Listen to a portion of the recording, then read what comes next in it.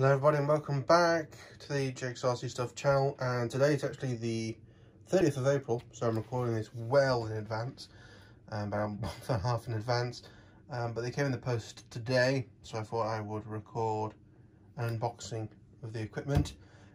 This is going to be for what's probably going to be a jet.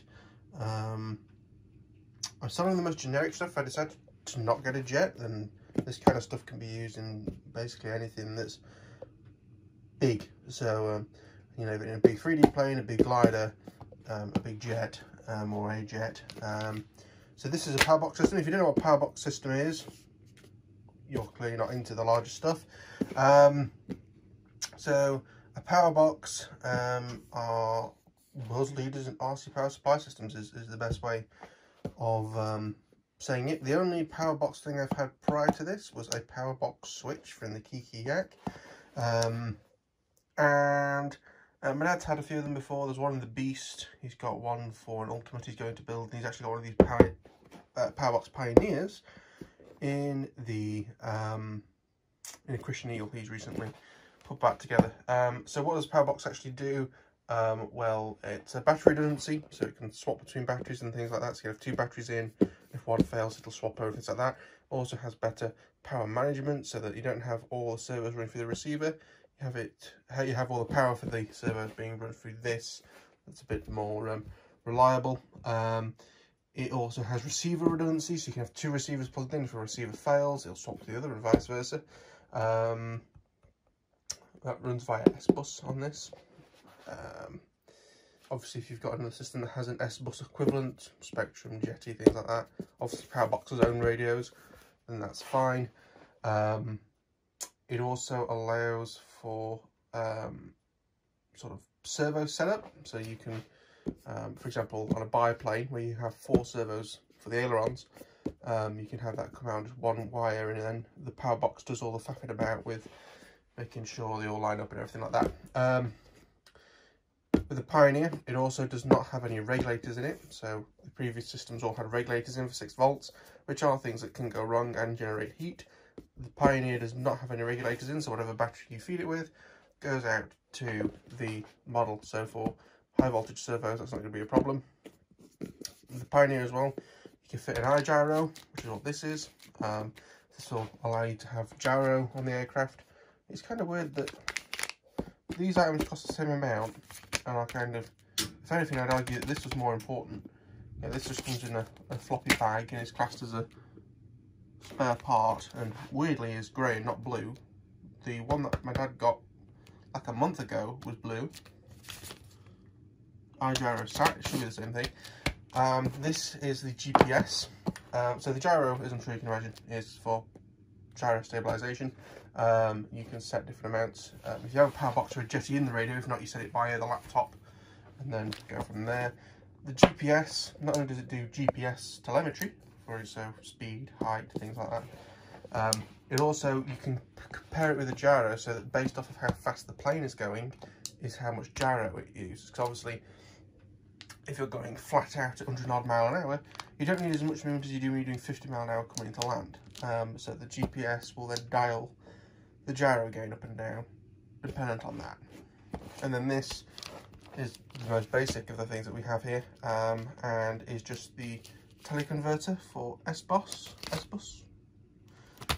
So this basically goes between the Pioneer and my fast receivers, so that I can have battery voltage, low voltage protection, or warnings, things like that. The only PowerBox things I don't have here that I may use is their servo cable for servo extensions, although I think they've got some higher end gauge twisted cable. The only thing that I don't have as well is pre-made battery connection leads. I think it comes with some that you can solder yourself. I don't know, I've not been in. The tape is still on. I've never seen what comes in the boxes of these before. Well, in the box, I should say. So I may have to order the connections. I got this stuff from Nexus. They're not one of my go-tos normally, but they're one of the places that had all this stuff in stock. So I will have a link to that in the description. It's non-affiliate. I'm in no way affiliated or sponsored by Nexus. This is just all out of my own money, mostly from savings and some Ethereum mining. Hooray. So, let's unbox some of this stuff and we'll see what we can do. Alright, I'm going to start with the two, I guess, most boring items, just because you can basically see what's in them. I will grab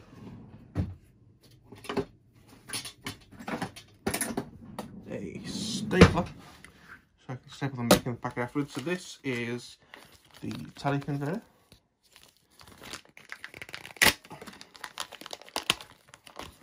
Everything just feels incredibly high quality. So everything that you see on the table cost just under £400.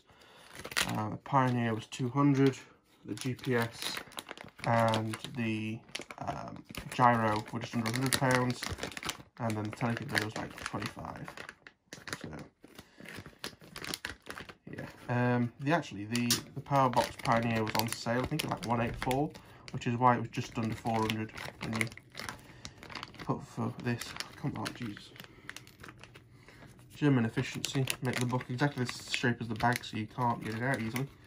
Thanks, guys. So basically you get the instruction book, which tells you how to set it up and new software updates and things like that. That's one of the older PowerBox systems. The Pioneer is fairly new and is one of the cheapest as well.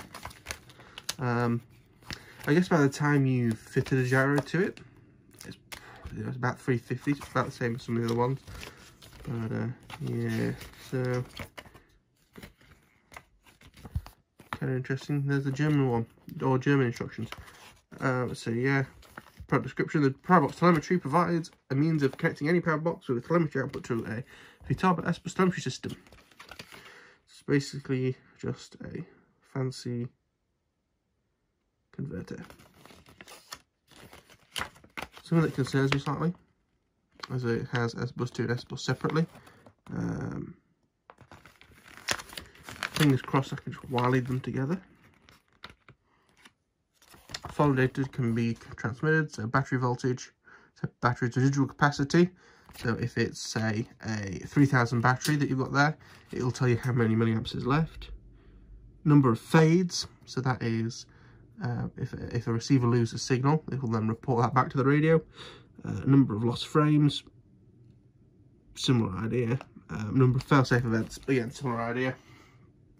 You can also do 3D speed, altitude, 3D distance, distance cover, and GPS positional data.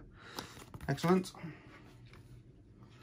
Service notes liability. Excellent. So then all you get in the box is like a little pin adapter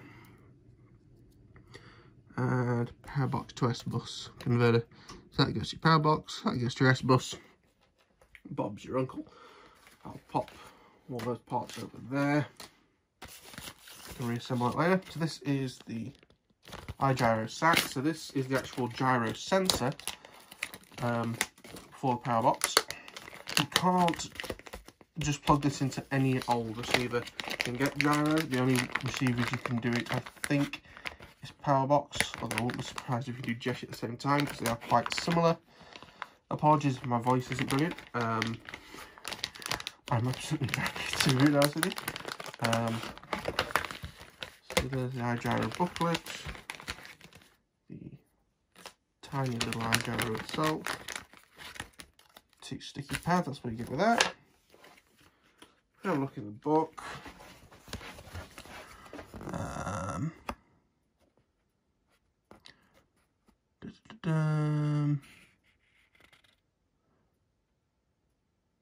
Installation and connections, model. The instructions, if you want to read them all, are on the website. A lot of this stuff is based off of using a PowerBox radio, which is kind of annoying. I wish they did some more detailed instructions for when you use a PC to set this up. You can use PC or phone with a Bluetooth adapter, but I've had issues with a Bluetooth adapter. That's the size of everything. The dimensions. I've had a look at the PowerBox software and it looks, to be honest with you, quite complicated. So I hope I don't regret the iGyro, because if I end up not using the iGyro, the GPS is also kind of pointless. It'd be nice to know, I guess, the speed that a jet does or whatever, if it goes in a jet. But otherwise, slightly concerning. Again, I'll reassemble that properly. And then move on to the smaller PowerBox box. This is the GPS 3. I'll be completely honest with you. I don't know the difference between the GPS 2 and the GPS 3. My understanding is the GPS 3 is meant to be slightly easier to set up, but I don't know what made the old one so complicated. But to be honest with you, they're like £1 difference, so why not go for the modern one or the more up-to-date one. Okay, so in here, it's very much the same sort of setup as you get in those envelopes. So you get the GPS 3 itself, put on the side for now. We have some sticky rubber, a male-to-male servo adapter, and PowerBox always use blue for black. It also has one of these wire leads that uses the sort of secure lock system.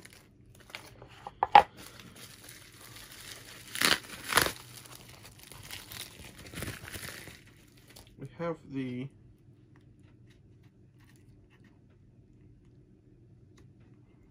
GPS itself, has a twisty thing on the end which I can't remove very easily, so maybe that's meant to be on there. Just have your GPS 3 logo, 3-pin connection, PowerBox, information how that wires up. So this is the book. There's all the features. That is the description of the stuff over the two.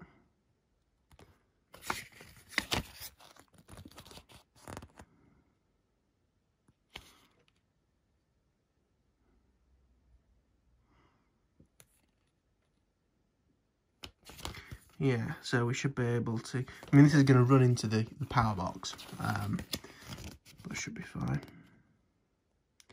The wire lead, so we can set that up.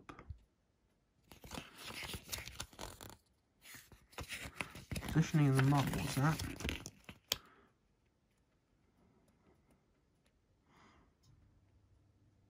The GPS satellite signals from space are very weak.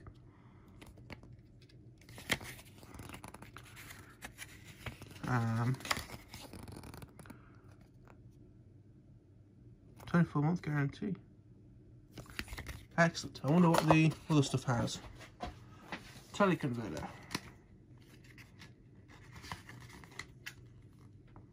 A 36-month on the teleconverter. What about the iGyro?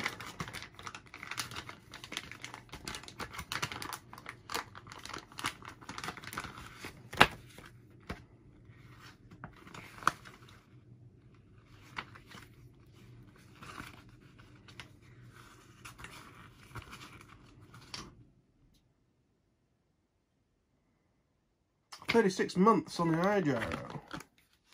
So the only thing that's slightly less is the GPS, which is a bit weird because it's a fairly new product as well. Then this is the main beauty. So this is the Pioneer. This is the main unit. You can either have this with the micro switch, which is like a push button system, or you can have it with a magnet switch, and you can buy the magnet switch separately if you want to upgrade in the future. But I don't think I'm going to bother with that. It depends. If it turns out that the only reason you need to take the canopy off is to switch the model on and off, then I may go for a magnet, but we'll see. So I'm going to keep that to the side. I'm going to keep that to the side as well, so that's also semi-exciting. So we have two male-to-male cables and some self-adhesive. Have some screws if you want to screw it in. We have the book. So it talks about the iGyro sat.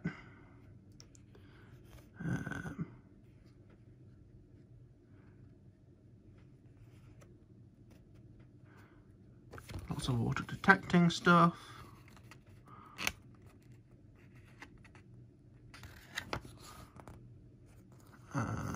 Batteries, connecting the switch, connecting the iGyro, connecting the GPS for the gyro, connecting USB or the Bluetooth communication adapter. So with USB, the adapter thing just connects via a servo lead. So like on the Christian Eagle, we have like an old charge connection, which we've converted to use that. So you can plug it in there and take the wings off, because there's no removable canopy on that. But because there's a removable canopy on a jet or any of the 3D planes this might go in, that won't be a problem. Basic settings, capacity reset,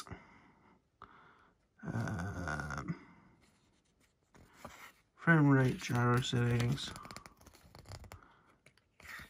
This is a lot of stuff to try and get your head around. Easier to do it when it's actually like plugged into a model, so you can see what's happening. 24 months. Kind of strange that they seem to have gone down. I can't remember fully what had the 24 month, but it seems weird that they're not all the same. But anyway, in this bag we have, annoyingly it's from the date of purchase, which I guess is the way that most people do things, but considering, like, I mean, for example, my dad's bought stuff for that kit Ultimate that hasn't even arrived yet to be built. So by the time he's built it, he's going to be out for that 24 months. So this is the micro switch. Just to give you, I've got nothing I can give you like a rough idea on. Here's a bottle cap of like a water bottle, so the bigger stuff. And that's the size of it. Anything that an RC pilot might be familiar with. It's how like I normally show it compared to an iPhone, but most people don't know how big that is. Or not that, but the iPhone you're recording. Compare it to this, which is a fairly standard one of these small battery checkers. That's the size of it, so it is quite small. Obviously, if you look at that book, it gave you all the dimensions for it. So the idea, I think, if it's similar to the other switches, is that you sort of press and hold. That light there changes, and you press it again to lock it on and lock it off. And it's more or less the same for the magnet one. It's the same sort of case, but you touch a magnet to it to lock it. And then in here, which was, oh no, I unsealed it. So this is actually the PowerBox Pioneer itself. So the way that this works is you have your battery in, 2 of them, and again there's no regulators in here, so if you feed it with up to 2S, it will give those direct 2S to servos. Multiplex style connectors. I am correct, or I'm semi-correct, nothing suitable for that came in the box, which I understand why. It'd be nice if they had the bare ends version, so you can make your own, but I'm obviously going to have to buy them. I have factored them into the price of putting this together. So yeah, we also have RX1 and RX2 for your 2 separate receivers. Now, fast track and data, it's a little bit hard for me to remember. I think fast track is where you plug the GPS and any sensors into. So GPS and gyro will be wired into there. And then data is to the PC or the Bluecom adapter or whatever you're using for programming. It's very light. This other end is all your servo out, so you can have up to 14 servos coming out of this.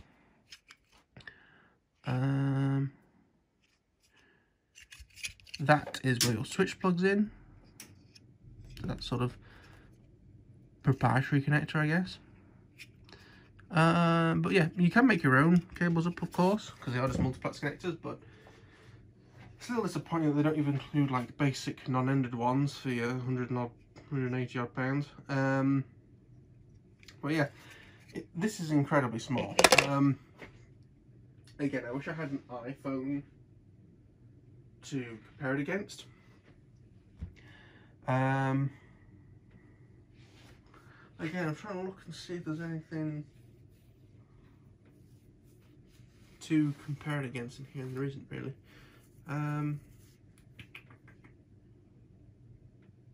Like, there's like universal for all pilots to have I don't think I have any 3S2200s. But again, dimensions are on the website and also in the book, it's a flick free, but it is very small. I mean, it's smaller than an original iPhone screen. Let's put it that way. I mean, here's a, I'm not sure this will help.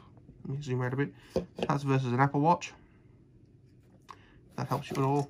Thickness wise, harder to kind of do when it's on your wrist. But no, very nice. So this has been the sort of unboxing and brief overview of the PowerBox Pioneer, which is going to be the power system for whatever my next big project is. As I've said before, I'm going for more universal things and then going into the more stricter side of things. For example, actually buying a jet engine and the kit will probably be the last two things, whereas buying servos and things are fine.